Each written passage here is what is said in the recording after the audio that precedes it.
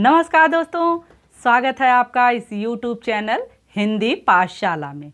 और मैं आज उपस्थित हुई हूँ एक नई वीडियो लेकर जिसका शीर्षक है अविकारी शब्द भाग 4। आज इस वीडियो में हम चर्चा करने वाले हैं विस्मयादि बोधक अव्यय और निपात के बारे में। इसके पहले हमने चर्चा कर ली है जो अविकारी शब्द हैं उनके पहले जो 3 भेद और हैं कौन? क्रिया विशेषण, संबंध बोधक और समुच्चय बोधक। इन तीनों के विषय में हमने चर्चा कर ली है, जिस पर मैंने वीडियो बनाई हुई है। मेरे चैनल पर आप जा करके उन वीडियोस को देख सकते हैं।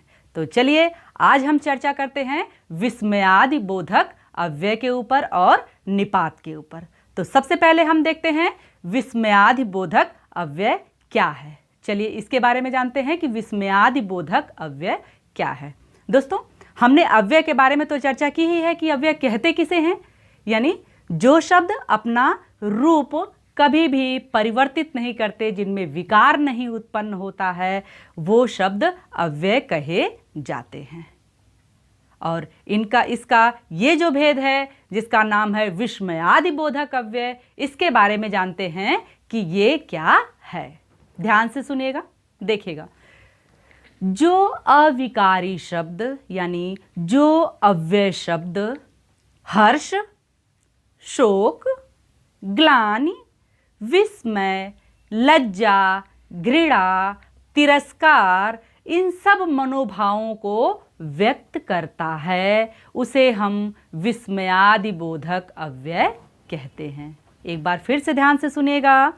जो अविकारी शब्द हर्ष, शोक, ग्लानि, विस्मय, लज्जा, घृणा, तिरस्कार आदि मन के भावों को व्यक्त करते हैं, उन्हें हम विस्मयादि बोधक अव्यय कहते हैं। तो ये आपने देखा, ये कौन से अव्यय हैं? विस्मयादि बोधक अव्यय।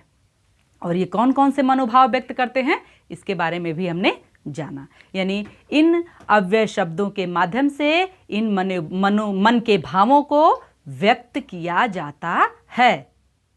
हम व्यक्त करते हैं, अपने मन के भावों को प्रकट करते हैं। तो ये तो रहा विस्मयादि बोधक अव्यय। क्योंकि जब हम पद परिचय देते हैं तो हमें अव्यय के हर भेद के बारे में जानकारी होना आवश्यक होता है। तो चलिए देखते हैं कि विस्मयादि बोधक अव्यय की विशेषताएं कौन कौन सी हैं।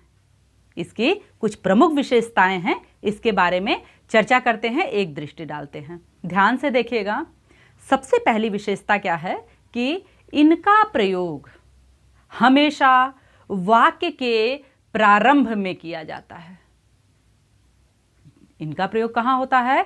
जब हम वाक्य शुरू करते हैं तो वाक्य के प्रारंभ में, शुरुआत में ही इनका प्रयोग किया जाता है। ये इसकी पहली विशेषता है। किसकी? विस्मयादि बोधक अव्यय की। दूसरी विशेषता देखिएगा कि अव्यय होने के कारण ये परिवर्तनशील नहीं होते हैं, यानी बदलते नहीं हैं, सदैव अपरिवर्तनशील ही रहते हैं। ध्यान दीजिएगा, अव्यय हैं चूंकि ये शब्द, इसलिए ये कभी भी परिवर्तित नहीं होते हैं। क्योंकि अव्यय की मुख्य डेफिनेशन, मुख्य शर्त ही यही है कि जो कभी परिवर्तित ना हो। तो ये कभी क्या करते हैं? परिवर्तित नहीं होते हैं, अपरिवर्तनशील हैं। तीसरी विशेषता देखिएगा। इन अव्ययों से विभिन्न मन के भाव व्यक्त होते हैं। इन अव्यय शब्दों से मन के जो अनेकों भाव होते हैं, इनको हम व्यक्त करते हैं, प्रकट करते हैं। चौथी विशेषता देखिएगा। इनका संबंध वाक्य से नहीं होता। ध्यान दीजिएगा, इनका संबंध वाक्य से नहीं होता, ये मात्र विभिन्न मन के भावों को व्यक्त करते हैं। इनका संबंध वाक्य से बिल्कुल नहीं होता, ये सिर्फ क्या करते हैं? मन के जो अनेकों भाव होते हैं उनको ये प्रकट करते हैं, उनको ये दर्शाते हैं। और एक और विशेषता देखिएगा। इन शब्दों के आगे संबोधन का चिन्ह भी लगाया जाता है। संबोधन का चिन्ह आपको पता है, पूर्ण विराम और नीचे बिंदु जो होता है वो संबोधन का चिन्ह होता है, ये लगाया जाता है। तो ये क्या है? ये विशेषता है किसकी? विस्मयादि बोधक अव्यय की ये विशेषताएं हैं। और जब हम इनको जानते रहते हैं तभी हम विस्मयादि बोधक अव्यय को भली भांति जान पाते हैं। तो ये इनकी विशेषताएं हैं। अब आते हैं कि इनके भेद क्या हैं। मन के भावों के आधार पर विस्मयादि बोधक अव्यय के कौन कौन से भेद हैं, इनको जब हम जानेंगे तो विस्मयादि बोधक अव्यय को बिल्कुल सहजता से, आसानी से पहचान जाएंगे। जब पद परिचय देने जाएंगे हम विस्मयादि बोधक अव्यय को यूं पहचान जाएंगे तुरंत। तो चलिए देखते हैं कि वो कौन कौन से भेद हैं किसके? विस्मयादि बोधक अव्यय के। देखिएगा, सबसे पहला है हर्ष बोधक। हर्ष बोधक, हर्ष मीन्स उत्साह,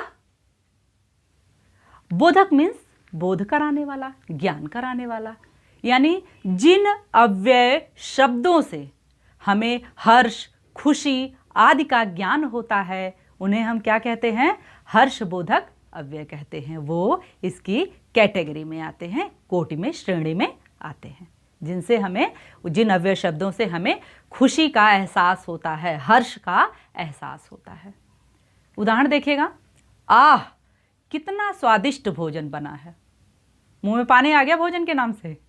देखिएगा, कितना स्वादिष्ट भोजन बना है। यहां जो आह शब्द है, ये देखिएगा इसके सामने क्या है? चिन्ह है ना। कौन सा चिन्ह है? जो विस्मयादि बोधक का चिन्ह होता है वो चिन्ह लगा हुआ है, और उसके बाद कितना स्वादिष्ट भोजन है, ये वाक्य है। तो आह क्या है? यह खुशी व्यक्त करने वाला है। आहा, जैसे हम कहते हैं ना आहा, जब हमें कोई खुश होती, आहा बहुत स्वादिष्ट भोजन मिला, आहा कहते हैं ना। तो आहा जो ये शब्द है, यह हर्ष को, खुशी को व्यक्त करता है। यानी हमें बहुत स्वादिष्ट, हमारे मन का भोजन मिल गया। जब हमें कोई खुशी होती है तो हम कहते आह, एक आह भरते हैं ना, कैसी? खुशी की। तो ये हो गया हर्ष बोधक। चलिए दूसरे की तरफ बढ़ते हैं, और दूसरा क्या है? शोक बोधक। बोधक मीन्स बताने वाला, शोक मीन्स दुख, पीड़ा, शोक, ये सारे। यानी जो अव्यय शब्द हमें दुख, पीड़ा, शोक आदि का ज्ञान कराते हैं वो शोक बोधक अव्यय कहे जाते हैं। उदाहरण देखिएगा, जैसे उफ बहुत गर्मी है, तो क्या हो? पीड़ा हो रही है ना मुझे। क्यों? इस वाक्य को सुनने के बाद पीड़ा हो रही, उफ बहुत गर्मी है, यानी गर्मी के कारण परेशानी हो रही है। तो इसलिए क्या है? यह उफ जो शब्द लगा है यह शोक बोधक के अंतर्गत आएगा। अब देखिएगा तीसरा, विस्मय बोधक। विस्मय बोधक, विस्मय मीन्स जब हमें आश्चर्य होता है। यानी जिन अव्यय शब्दों से हमें आश्चर्य हो, आश्चर्य की अनुभूति हो, वह इस श्रेणी में आते हैं, विस्मय बोधक अव्यय की श्रेणी में आते हैं। जैसे देखिएगा, अरे अचानक बिजली क्यों चली गई। अरे जब हमने यहां कहा, ये क्या होता? हमें आश्चर्य हो रहा, अरे अचानक बिजली क्यों चली गई, यानी ये बिजली जाने का समय तो था नहीं, ये बिजली अचानक क्यों चली गई। यहां हमें क्या हो रहा? आश्चर्य हो रहा। तो ये इसके अंतर्गत क्या आ गया? ये विस्मय बोधक, इसके विस्मय बोधक अव्यय के अंतर्गत ये आश्चर्य को सूचित कर रहा है, आश्चर्य बोधक अव्यय। नंबर अब 4 आता है हमारा स्वीकृत बोधक अव्यय।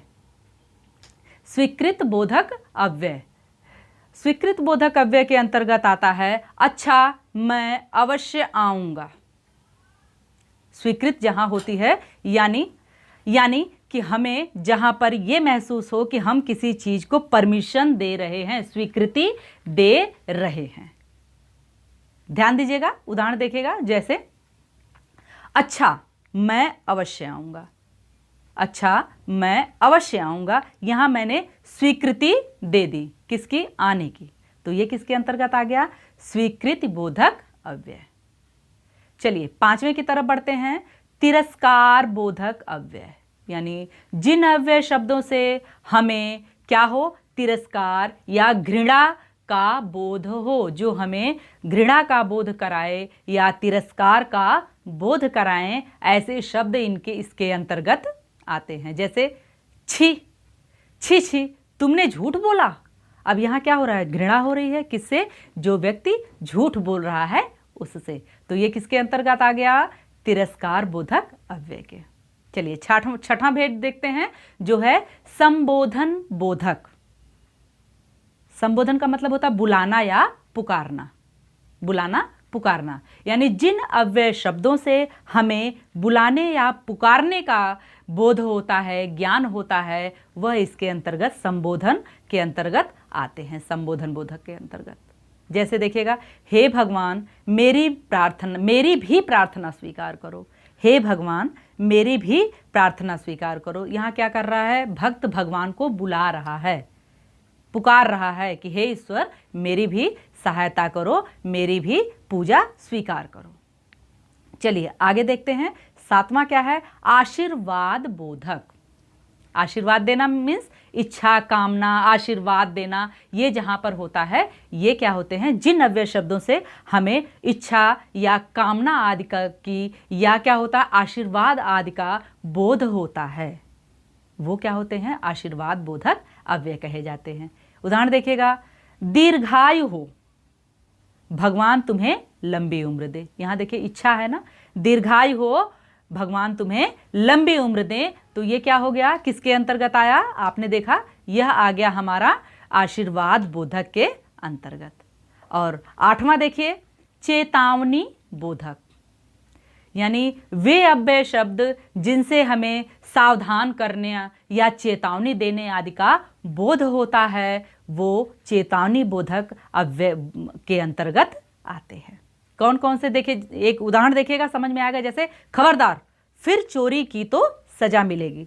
यहाँ आपने देखा चेतावनी दी गई, तो ये किसके अंतर्गत आया, चेतावनी बोधक के अंतर्गत। और अंतिम है भेद इसका, भय बोधक अव्यय। क्या है, भय बोधक अव्यय। यानी जिससे, जिन अव्यय शब्दों से हमें डर या भय का भाव जागृत हो हमारे मन में, जो हमें ज्ञात कराए कि यहाँ डर या भय का भाव है, वो इसके अंतर्गत आते हैं। उदाहरण देखिएगा, ओह इतना गहरा अंधेरा। यहाँ आपने देखा भय है अंधेरे से, तो इसलिए ये किसके अंतर्गत आया, भय बोधक अव्यय के अंतर्गत। तो देखा आपने कि हमने आसानी से विस्मयादि बोधक अव्यय के बारे में चर्चा की, इसके विशेषताएं क्या हैं इसको जाना, और क्या जाना, इसके भेदों के बारे में चर्चा की। अब हमारा अविकारी शब्द जो कि अंतिम शेष बचता है, वो है निपात। उसके बारे में हम चर्चा करेंगे और जानेंगे कि निपात किसे कहते हैं, निपात क्या है। देखिएगा, वाक्य में किसी शब्द विशेष के बाद, वाक्य में किसी शब्द विशेष के बाद लगकर उसके अर्थ को बल प्रदान करने वाले अव्यय निपात कहलाते हैं। बल प्रदान करना यानी जोर देना, यानी वो शब्द जो किसी वाक्य में लग करके क्या करते हैं, उसके अर्थ को बल प्रदान करते हैं, वो क्या कहलाते हैं, निपात कहे जाते हैं। उन्हें हम निपात कहते हैं। देखिएगा, हिंदी में प्रयुक्त होने वाले कुछ प्रमुख निपात हैं, वो कौन कौन से हैं उनको जानते हैं। जैसे भी, ही, तो, तक, मात्र, भर, ये सभी क्या हैं, हिंदी में प्रयुक्त होने वाले प्रमुख निपात हैं। तो देखा आपने निपात कौन होते हैं, जो कि किसी वाक्य में प्रयुक्त होकर के उस वाक्य पे अर्थ पर उसके जोर डालते हैं। उदाहरण के माध्यम से समझेंगे तो बिल्कुल अच्छे से आपको निपात समझ में आएगा। उदाहरण देखिए, जैसे रमा घर भी जाएगी। यहाँ आपने देखा रमा के घर जाने में जो भी शब्द का प्रयोग हुआ है, रमा घर भी जाएगी, ये भी शब्द क्या है, निपात है। यानी उसके घर जाने की बात पे ये भी जो है जोर डाल रहा है वाक्य में। अब इसी में देखिएगा, इस भी का प्रयोग दूसरी जगह जब हुआ है तो कैसे हुआ है, रमा भी घर जाएगी, यानी कोई अन्य है वो जाएगा ही, रमा भी घर जाएगी, यहाँ जो भी शब्द है वह घर जाने वाले कार्य पे जोर डाल रहा है, तो ये भी शब्द क्या है? निपात है।